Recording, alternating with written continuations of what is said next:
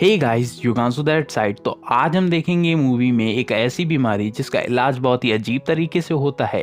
ये एक real psychological life movie है जो कि पूरे विश्व में चर्चित न्यूरोलॉजिस्ट सिगमंड फ्रायड के साइको एनालिसिस के जैसे अजीब उपचार पर है बेस्ड है, जिसे उनका डेंजरस मेथड भी कहा जाता है। और इसको वो एक गार्लियोन नाम के जर्मन वैज्ञानिक थे जिन्होंने अपनी पहली बार इस मेथड का यूज़ अपनी सबीना नाम की मरीज पर किया था। और फिर क्या हुआ, इसके लिए आपको वीडियो को पूरा देखना होगा। तो हम लोग कर लेते हैं मूवी को स्टार्ट। तो चैनल को सब्सक्राइब कर लेना। तो मूवी की स्टार्ट होती है साल 1904 स्विट्जरलैंड से, और तभी हमें वहाँ पे हॉस्पिटल में लाते हुए सबीना को दिखाया जाता है जिसे हिजेटेरिया नाम की बीमारी होती है। दरअसल इस बीमारी में मरीज हंसना और रोना दोनों एक साथ ही करने लगता है, और इस केस को डॉक्टर यांग देखते हैं जो कि सबीना की इस कंडीशन को देखकर उस पर साइको एनालिसिस मेथड का यूज़ करने के लिए कहते हैं। और इस मेथड में डॉक्टर यांग मरीज के पास्ट के बारे में पूछते हैं जिससे वो उसके बीमार होने का कारण जान सकें, और फिर डॉक्टर यांग उस पर मेथड को यूज़ करते हैं और सबीना से उसके पास्ट के बारे में पूछने लगते हैं उसके साथ ऐसा क्या हुआ जो कि आज वो इस कंडीशन में है। और इसके दौरान उसके सामने वो बैठते नहीं हैं जिससे वो डिस्ट्रैक्ट ना हो, वो उसके पीछे बैठते हैं। और फिर वो उन्हें इस दौरान पता चलता है कि उसकी इस हालत का जिम्मेदार और कोई नहीं बल्कि उसके पिता हैं, जिसने बचपन में उसे एक प्लेट टूटने पर उसे न्यूट करके उसके पीछे मारा था, और उससे हर गलती पर उसे यही सज़ा मिलती थी। और यह सब उसको काफ़ी ज़्यादा बुरा लगता था, पर उसके एक अनकॉन्शियस माइंड को ये सब अच्छा लगने लगा और वो सज़ा उसे ज़्यादा एक्साइट करने लगी। बड़े होने के बाद उसे सज़ा और ज़्यादा एक्साइट करने लगी, पर इसका दिमाग पर असर पड़ा कुछ समय बाद और इसकी सज़ा ज़्यादा गहरी हो गई, और जिसके बाद उसे ये बीमारी हो गई। अब जब सबीना डॉक्टर यांग के उपचार से ठीक होने लगी तो वो उसकी मदद लेने लगते हैं, और फिर वो इसी मेथड का यूज़ करके बाकियों को भी ठीक करने में मदद लेते हैं उसकी। और फिर वो 2 साल बाद जब सबीना पूरी तरह से ठीक हो जाती है तो सबीना एक साइकेट्रिस्ट बनना चाहती थी। फिर यांग के कहने पर सबीना को हॉस्पिटल से रिलीज़ कर दिया जाता है, और फिर वो मेडिकल की पढ़ाई करने के लिए मेडिकल स्कूल चली जाती है। और इस मेथड की कामयाबी के बाद डॉक्टर यांग काफ़ी ज़्यादा खुश थे, और फिर वो अपनी वाइफ के साथ इस मेथड के फाउंडर डॉक्टर फ्रायड से मिलने के लिए जाते हैं। और दूसरी तरफ हम सबीना को देखते हैं जो कि डॉक्टर यांग से अट्रैक्ट होने लगती है, और फिर वो उसे आके किस करती है, और जो उसके साथ पास्ट में हुआ था वो दोबारा करना चाहती थी। फिर वो डॉक्टर यांग उसे इग्नोर करके वहाँ से अपने ऑफिस चले आते हैं। अब उसके बाद उनके पास डॉक्टर फ्रायड की तरफ से डॉक्टर ग्रोश आते हैं जो कि डॉक्टर यांग के बारे में बताते हैं। वो बताते हैं कि हम अपने पेशेंट को वो सब देते हैं जो कि वो मांगते हैं, यहाँ तक कि हम उनके साथ फिजिकल भी होते हैं, और ऐसा करने से उन्हें पेशेंट को फ्रीडम महसूस होती है और उन्हें अच्छा लगता है।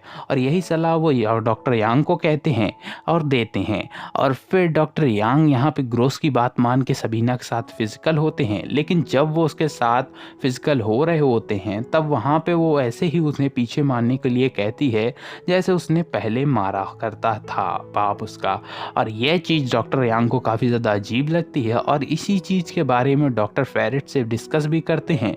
तो वो उन्हें बताते हैं कि सबीना को अनकंट्रोलेबल प्लेजर लेने की आदत है जिससे वो उस मार को इंजॉय करती है। और फिर डॉक्टर यांग को कुछ नई रिसर्च करनी थी तो वो फ्रायड से उसमें मदद मांगते हैं, तो वो उसे साफ मना कर देते हैं क्योंकि उन दोनों के विचार बिल्कुल नहीं मिलते थे।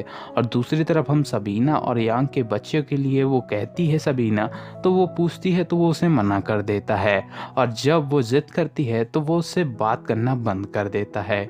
अब यहाँ पे स्टडी में सहारे की ज़रूरत थी सबीना को, तो वो डॉक्टर फ्रायड को एक लेटर लिखती है जिसमें उसमें अपने और यांग के रिलेशन के बारे में भी लिखती है।